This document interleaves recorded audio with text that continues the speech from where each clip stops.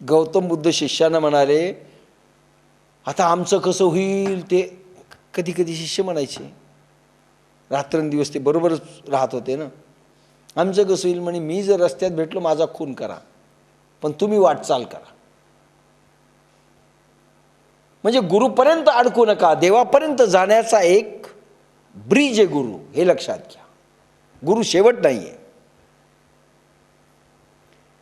जीव आणि ब्रह्माचं ऐक्य करणारा एक सेतू आहे गुरु. काही लोक तिथेच अडकून बसतात आणि पुढे सरकतच नाही. म्हणून ते म्हणले खून करा, म्हणजे लगेच जंब्या घ्यायचं की माझ्याकडे यायचे लोक, त्याला खून करायचा आहे तुमचा. तसं नाही, त्याचा अर्थ तसा घेऊ नका. संसाराचा मोक्ष स्थूल असतो.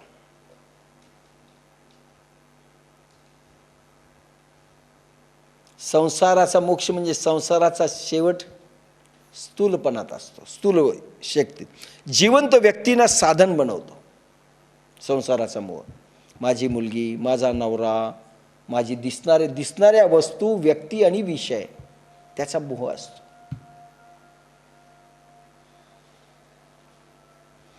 धपाटं समजा केलं, फार आवडत असलं, ज्याला आवडतं ते म्हणतं, माझ्यासाठी ठेव बरं का, मी आल्यानंतर खाईल.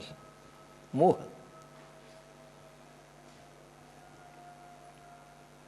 बाह्य व्यक्तींना साधन बनवतो, त्यांच्यावर अधिकार दाखवतो. ज्या बाया मोह असतात ते नवऱ्यावर फार अधिकार दाखवतात. आज का आले नाही तुम्ही लवकर, मला BC पार्टीला जायचं होतं, माहीत नाही.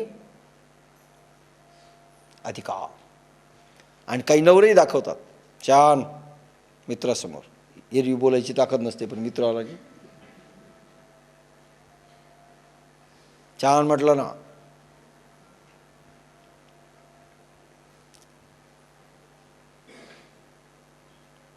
त्यांच्यावर अधिकार दाखवतो. हा मोह अधिकार दाखवतो, माझा आहे.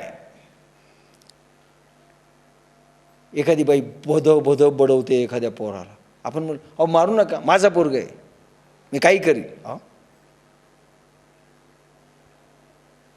एक बाई नवऱ्याविषयी फडफड बोलत होते. आई म्हणलं बोलू नको बाई, माझा नवरा आहे, तुम्हाला काय करायचं. अहो बोला, माझा आहे अधिकार.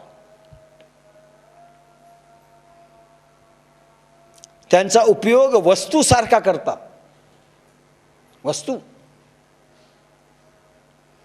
व्यवहारात व ध्यानाभ्यासात याचा फार मोठा अडसर आहे. व्यवहारामध्ये तुम्हाला वस्तूचा मोह झाला. काही का येत नाही ज्ञानेश्वरीला, काही बाय म्हटलं, कुलूप लावलं की आजकाल चोऱ्या होत्यात. त्याच्याच वेळेस बरं का, एरवी जातील कुठेही, पिक्चरला जातील त्यावेळेस चोरी होत नाही, लग्नाला जातील कोणाच्या दोघं नवरा बायको कुलूप लावून, त्यावेळेस चोरी होत नाही. पण ज्ञानेश्वरीच्या वेळेस चोरी होते. काय सांगावं साहेब, आमच्या गल्लीत परवा चोरी झाली, म्हणून आम्ही ज्ञानेश्वरी सोडून दिली. बरं झालं.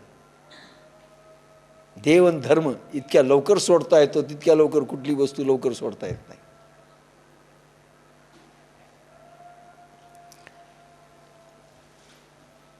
व्यवहारात व ध्यानाभ्यासात याचा फार मोठा अडसर आहे. मोह. पैसे लागतात म्हणून आम्ही तीर्थयात्रेला जात नाहीत, पैसे लागतात म्हणून आळंदीच्या शिबिरात जात नाहीत, पैसे लागतात म्हणून इथे आम्ही ध्यानाभ्यासाला येत नाहीत, साधनेला येत नाहीत. आपण नाही, दुसरे. याचं कारण मोह आहे, अध्यात्मातला मोह. येथे तो अडकला, तेथून तो भटकला. समजा जेथे अडकला तेथून भटकला. एखाद्या बाईचं मुलीमध्ये जर मोह असेल तर ती भटकली समजायची, ती वेडीच होते. माझी पोरगी कशी असेल, फोनवर विचारते, तिचा आवाज जर समजा कमी जास्त नाही, काय झालं तुला, हिची इकडे नाड्या आणि श्वास वाढतात. समजा ध्यान करून जरी आलेली असेल आणि स्थिर जरी शरीर असेल, भावना बदलते. काय झालं, काही नाही, ते फटफट बोलले, आहेच ते तसे. झालं, हिचं सगळं BP डाऊन. मोह आहे.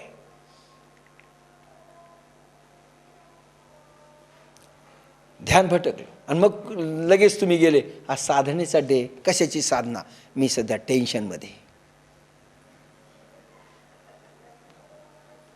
कारण तिचं बीपी, त्या पोरीचं थोडा आवाजात फरक झाला की यांच्या साधने सगळा बिघाड होतो. आणि नेमकीच म्हणत असते, मला असं छान ध्यान लागलं आणि ते ध्यानाचा फोन आला, तिकडच्या ध्यानाचा, की डाऊन झालं. मग आता सांगा, काही नाही, काही सांगत नाही, जा. तेव्हापासून डिस्टर्ब झाले. असं सगळं आपलं आहे, मोह.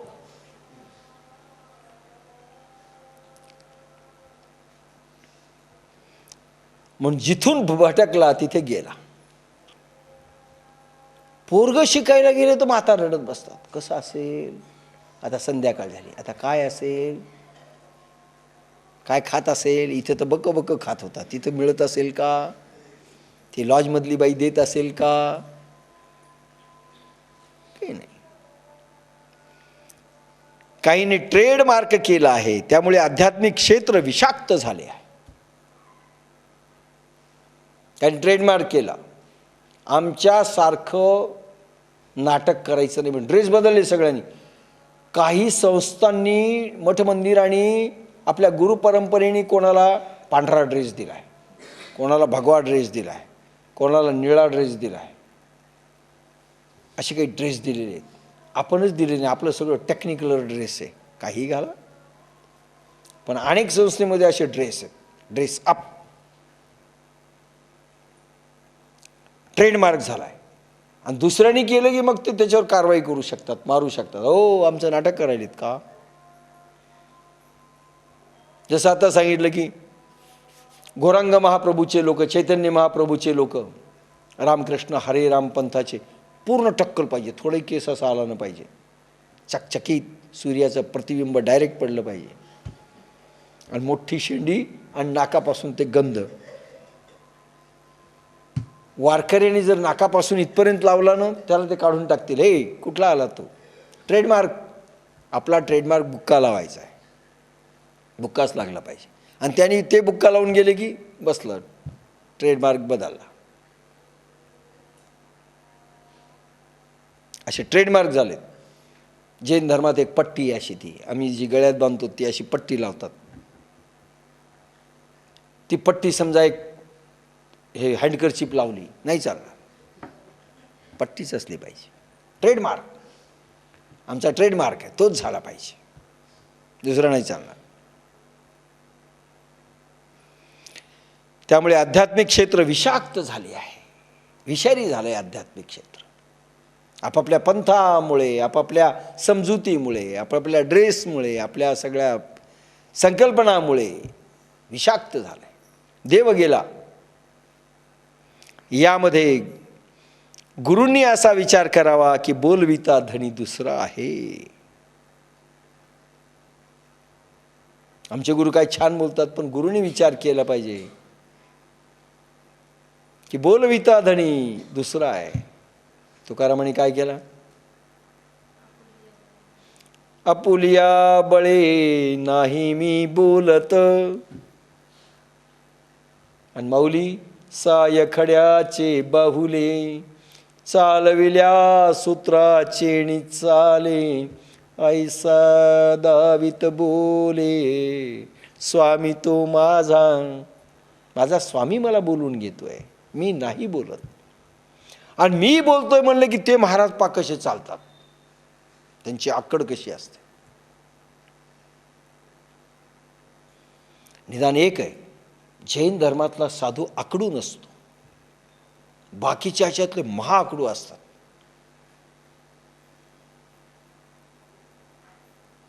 नीट बोलतच नाहीत. तुम्ही बोलले की नाही? तुम्ही तुमचा परिचय द्या. ठीक आहे. हे देसाई मोरे. कहाँ रहते हो? जिंतूर. अच्छा, आकडूच. कारण माझे ज्ञान माझं आहे, माझा बोलविता धनी. बोलायला जरी ते म्हणत असतील बोलविता धनी दुसरा आहे, तरी तसं नसतं, म्हणून आकड आहे. कशाची आकड? मला ज्यावेळेस प्रीती सुधाजींनी म्हटलं तुम्ही किती साधे, किती साधे, 2-4 वेळेस म्हणाल्या.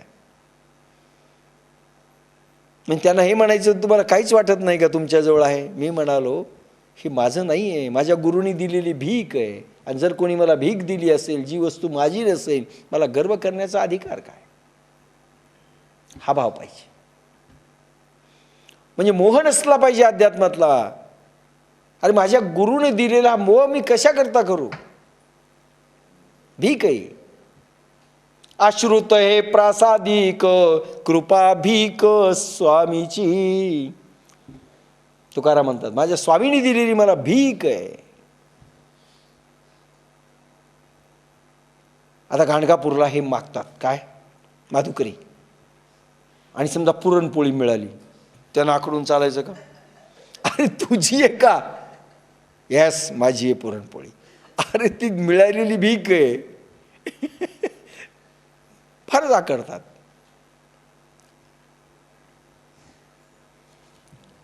संसारात मायामोह असेल, अटॅचमेंट असेल, तर दया निर्माण होणार नाही. दया निर्माण होणार नाही. दया वेगळा भाव आहे. आपलं पोरग दुसऱ्याचं ते कार्ट, माझं ते पोरग दुसऱ्याचं ते कार्ट. हा भाव कधी येतो? माझं पोरग असेल तर. माझी मुलगी दुसऱ्याची ती मुलगी नाही.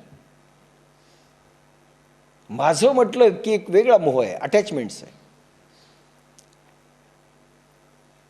आणि ज्या बायांनी अशा संस्कारात पोरं वाढवले की त्याला माझं पण शिकवलंच नाही, ती पोरं फार मोठी झाली. विनोबा भावे लहान असताना गरिबी होती. दुपारची भाकरी संध्याकाळी खावी लागायची उरली तर. आजही आपण अनेक घरामध्ये आपण करतो, आपण काही टाकत नाही. पण आजकाल मजूरनीला, मोलकरणीला प्लीज करण्याकरिता द्यावं लागतं तिला. तुम्ही खात बसले तर ती 2 दिवस येतच नाही. भाजी दिली नाही 2 दिवस झालं, अच्छा मग देऊन टाका. त्यावेळेस शेजारची बाई 4 दिवस कुठे गावाला गेली आणि पोराला ठेवून गेली विनोबा भावेंच्याकडे. विनोबा भावेंच्या आईने गरम पोळी त्या पोराला द्यायची तूप लावून, आणि शिळी पोळी आपल्या पोराला द्यायची. म्हणजे विनोबाजींना दुपारी पाहिलं विनोबानी, आई फारच फरक करायला लागली. काही बोलले नाहीत. संध्याकाळी तसंच. दुसऱ्या दिवशी तसंच प्रकार सुरू झाला. विनोबाने विचारलं, आई तो शेजारचा मुलगा, मी तुझा मुलगा, मला तू थंड पोळी देते, त्याला गरम देते, त्याला तूप लावून देते, मला तूपही लावित नाहीस, मला जे असेल ते उरलं सुरलं देतेस, असं का? आईचं वाक्य महत्त्वाचं आहे. बाळा, अरे अतिथी देवो भव.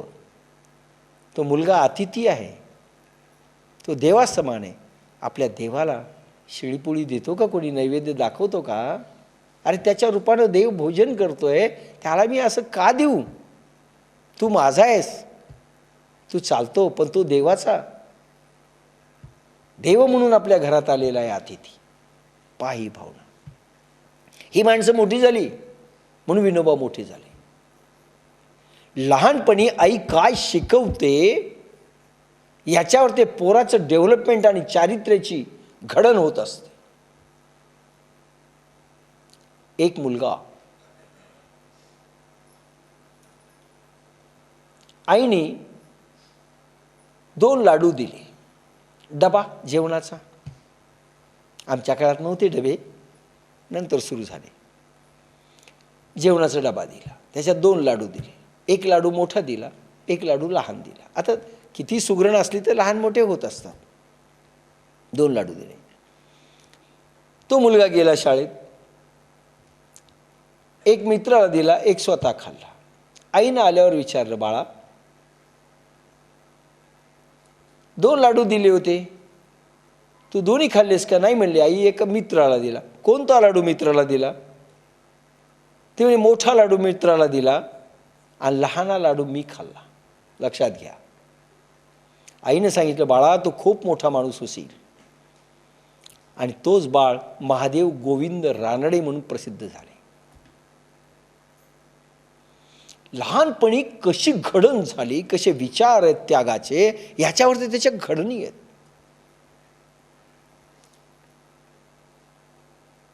एका मुलाला असाच कोट शिवला.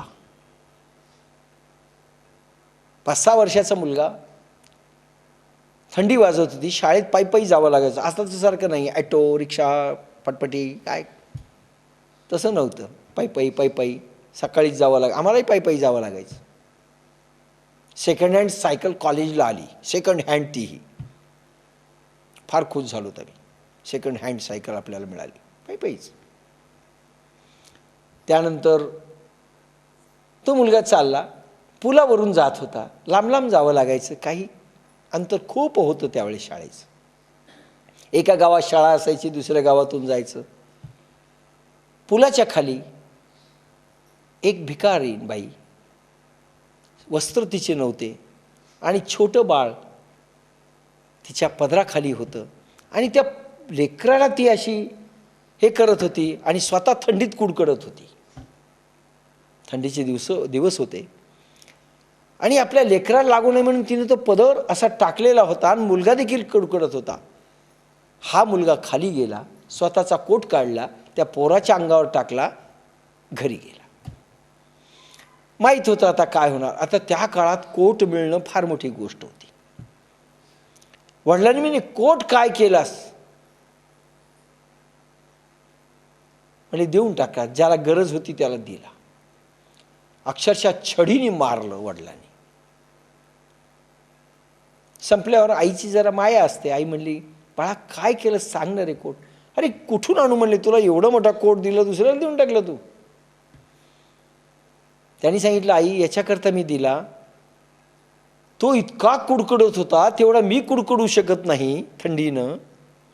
तो लहान मुलगा होता, त्याला पांघरायलाच काही नव्हतं, माझा कोट दिला आणि तो योग्य होता. मला मार खाल्ला हरकत नाही, पण त्याला मी थंडीपासून वाचवलं. त्यावेळेस मग आई वडिलांनी सांगितलं, बाळा तो खूप मोठा होशील. ते पुन्हा महादेव गोविंद रानडेचंच उदाहरण. ही माणसं जी मोठी होतात ना, त्यांच्यामध्ये असे काही गट्स असतात. मोह नसतो स्वतःविषयीचा. बाप्पासाहेबांनी 20 वर्ष आमच्यासाठी घालवले.